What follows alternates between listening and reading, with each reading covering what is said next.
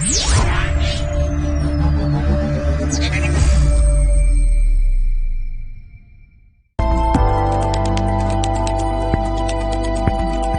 us all the way from London is Mr. Sam Sahana, CDIO, Walgreens Boots Alliance. Welcome, sir.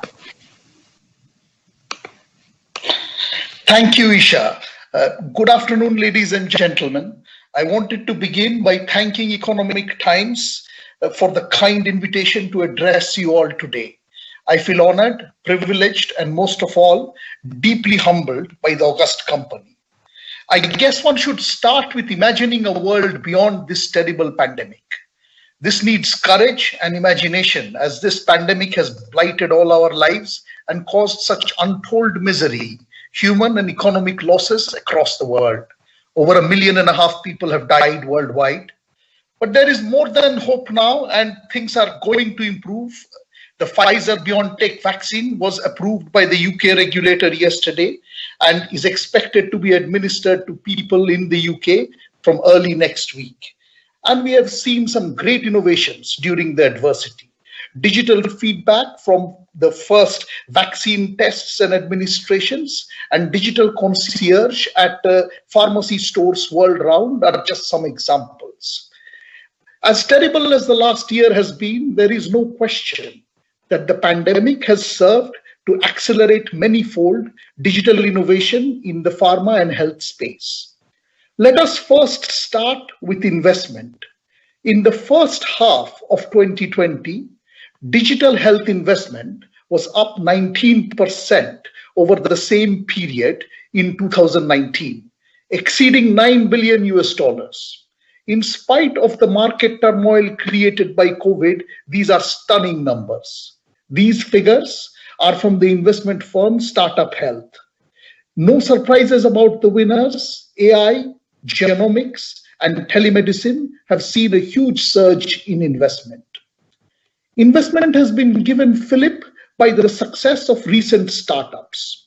Startups like Echo, a consumer pharma delivery business, best explained as the Deliveroo of medicines, which was acquired by the healthcare giant McKesson for an undisclosed amount in 2019, and has already in the first months of 2020 leading up to August 2020 seen a 300% growth in revenues. Another unicorn well worth mentioning in this sort of topic is Benevolent AI, which is applying the artificial intelligence and machine learning technologies to the genomic space with applications in drug discovery and research, and in which the Singaporean sovereign fund Temasek took a majority holding in 2019, valuing it over £1 billion. These are just two great success stories among so many.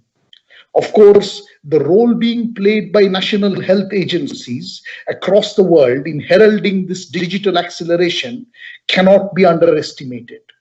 The agencies in Europe and Asia and across the world, including here in India, are all actively working around telemedicine, e-pharmacy, policies to deliver medicine and care more easily, innovating with digital.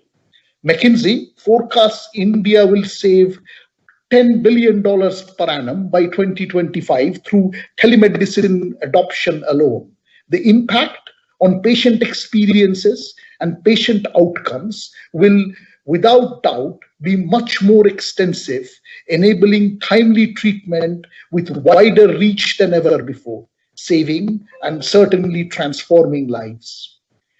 Finally, all this innovation is possible because the consumer is demanding it, is ready for it. In this context, I wanted to share with you a personal experience. In Norway, a significant market for my organization, I have had the opportunity of speaking to terminally ill patients receiving palliative medication controlled by a Google Home-like device, enabling them to live independently and at home while receiving hospital-quality palliative care.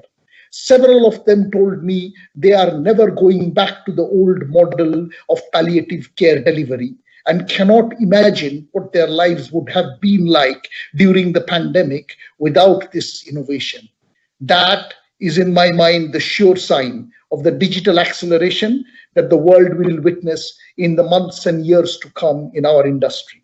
Ladies and gentlemen, with these thoughts and with the hope, like the smiles I saw in the faces of those terminally ill Norwegian patients for a great digital era of our industry augured in, I will conclude my remarks. I hope you all enjoy the rest of the day. Thank you very much for listening to me today.